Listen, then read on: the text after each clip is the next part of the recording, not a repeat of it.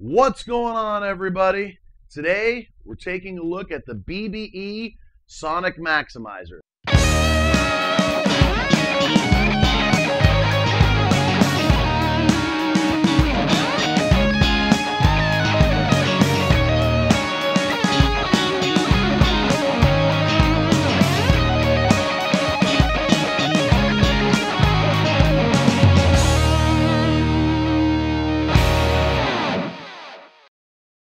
I ended up getting this unit by a good friend of mine, Mr. Rick Carr, that gave it to me.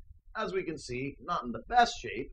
The low contour knob is broken off, but I don't know if you can really see that there, but it's got a little slit in it, so we can still adjust it a little bit. Well, not a little bit. We can adjust it. You just have to more or less guesstimate where the low contour is at. So this unit was not in the greatest shape when Ricky gave it to me. Brought it to Jay Swapman over at LaSalle Music to have it looked at and have it cleaned up a little bit. He's going to be looking for another pot for the low contour for me. Not sure if we're going to be able to find one or not. This is a very simple unit. It's got a low contour and it's got a process. It's got a on-off button here. Obviously red, popped out, it's inactive. Green, in, it's active. It has an A and a B output and input. So you can run it stereo, but they just call it an A in to an A out, a B in to a B out. That's just the way they're running. Everything you're hearing for the signal chain is my modded all to hell Ibanez Soundgear Geo Series 6-string bass directly into the A input of the Sonic Maximizer, out of the A output of the Sonic Maximizer into a passive DI box, directly into my DAW. And what you're going to hear back is the completely unprocessed signal chain, just the bass, the Sonic Maximizer, directly off of the DAW. That is it. Nothing else at all. I'm going to throw this into my bass rack. So basically, what is a Sonic Maximizer? So I'm going to refer over to the instruction manual for the BBE Sonic Maximizer. The BBE process. What is it? Loudspeakers have difficulty dealing with the electronic signals supplied by an amplifier. These difficulties cause such major phase and amplitude distortion that the sound reproduced by a speaker differs significantly from the sound reproduced by the original source. In the past, these problems were unsolvable and were thus delegated to a position of secondary importance in audio system design. However, phase and amplitude integrity is essential to accurate sound reproduction. Research shows that the information which the listener translates into recognizable characteristics of a live performance are intimately tied into complex time and amplitude relationships between the fundamental and harmonic components of a given musical note or sound. These relationships define a sound's sound. When these complex relationships pass through a speaker, the proper order is lost. The higher frequencies are delayed. A lower frequency may reach the listener's ear first, or perhaps simultaneously with that of a higher frequency. In some cases, the fundamental components may be so time-shifted that they reach the listener's ear ahead of some or all of the harmonic components. This change in phase and amplitude relationship on the harmonic and fundamental frequencies is technically called envelope distortion. The listener perceives this loss of sound integrity in the reproduced sound as muddy and smeared. In the extreme, it can become difficult to tell the difference among musical instruments, for example, an oboe and a clarinet. BBE Sound Incorporated conducted extensive studies of numerous speaker systems over a 10-year period. With this knowledge, it became possible to develop an ideal speaker and to distill the corrections necessary to return the fundamental and harmonic frequencies to their correct order.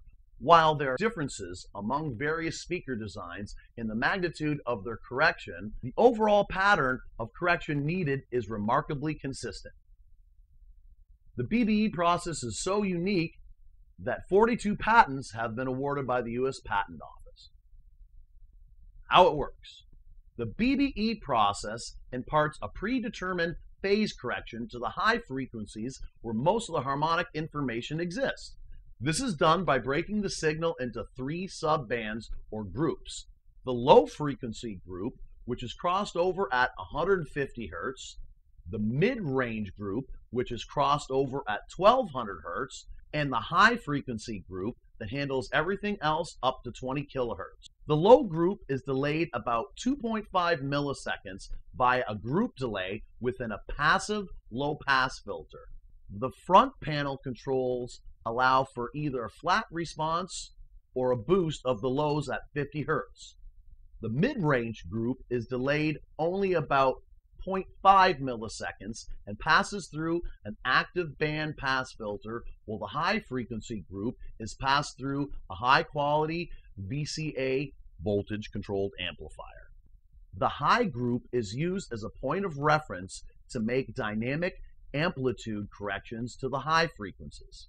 The RMS average loudness detectors continuously monitor both the mid-range and high frequencies to compare the relative harmonic content levels of the 2 bands and apply the appropriate amount of control voltage to the VCA, thereby determining the amount of high frequency harmonic content present at the final output of the BBE processor.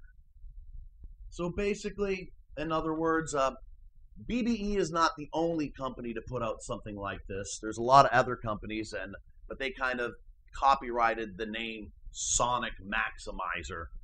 But there's a lot of other companies that do things exactly like this. They call them oral exciters for the most part. All right. Now, as we said, the low contour button is a little on the broken off side of things, but it can still be adjusted, but it's hard to see where it is. I'm going to put the low contour at about roughly a 50%, so we can see where the range is. So here's just the bass without the Sonic Maximizer on at all.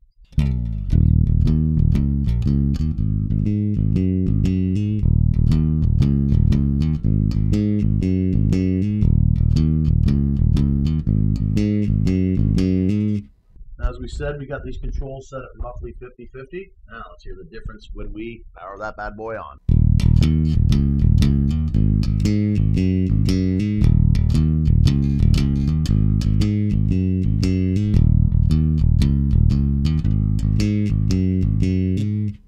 Do that with that off again.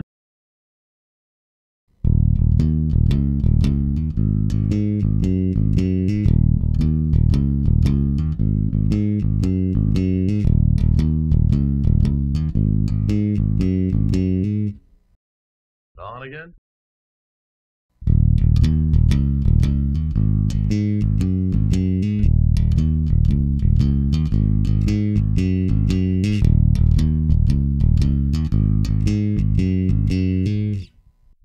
I notice a huge difference just in how the highs and the mids and the high mids just sound that much brighter and just once again with it off.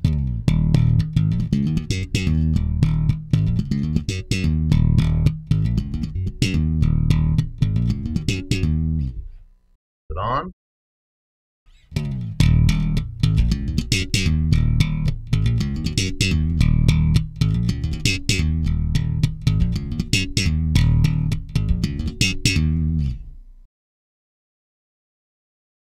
Put it off.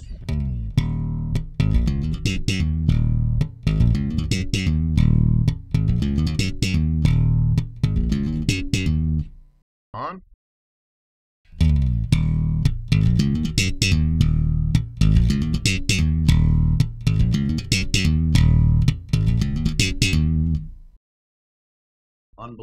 Unbelievably cool. Now, we got it at about 50-50 with everything. Let's go to the extreme. I'm going to crank the contour all to hell. I'm going to crank the process all to hell. And this is bypass. This is without it now.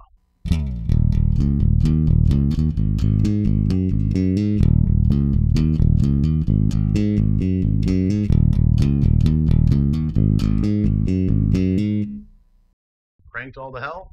On.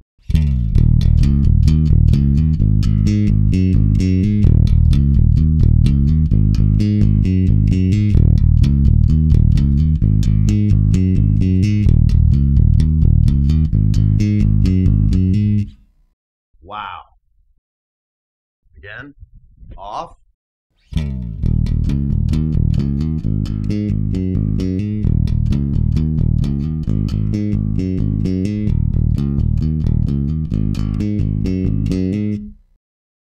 On.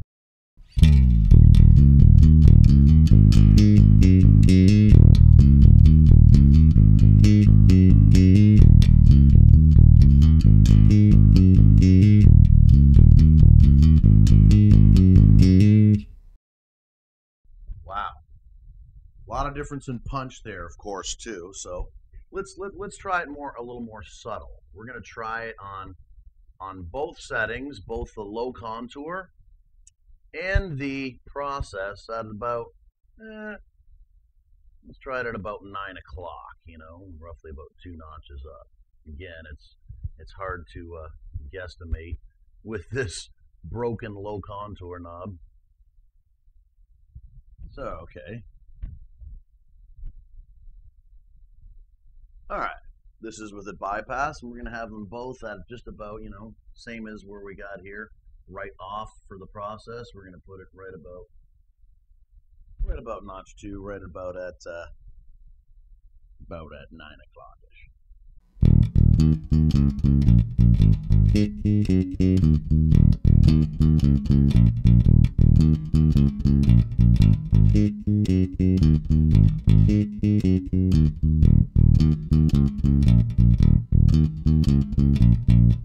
Now, it's kicked on.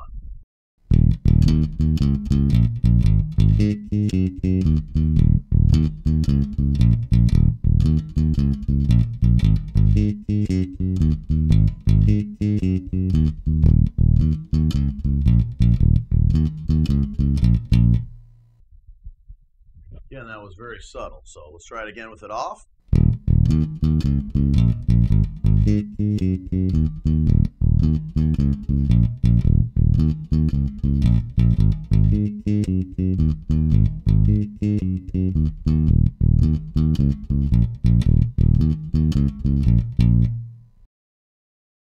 And on.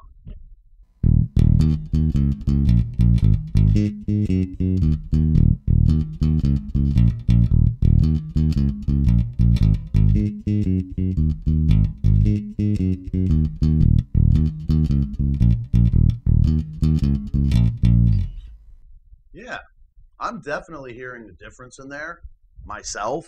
I just like how much brighter and fuller it brings things back up. It really noticed a difference in the highs and the crispness and the clarity of it all, especially if you're going to be doing, you know,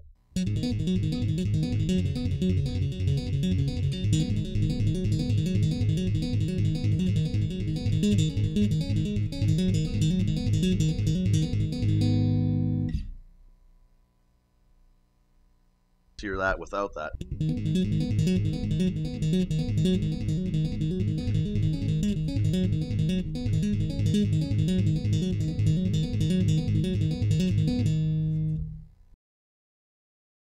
With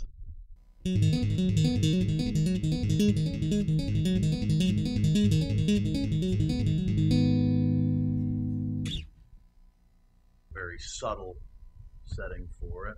See, personally, I like the sound of it with both of them just cranked outright more than almost anything. Here it is without it on.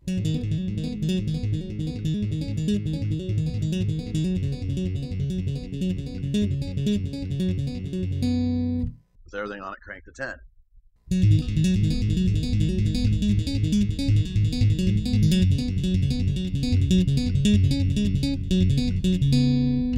Yeah, I think the thing's fantastic. I absolutely cannot wait to get it into my bass rig. These things are not just for bass guitar or guitar. People have used them in studios. They're used for mastering. They're used in PA racks for just, you know, right after the graphic equalizers, multi-band equalizers. They're used for mastering. There's so many different uses that people have for these, and they've been around forever. Thanks for checking out this video, everyone. Do what makes you happy.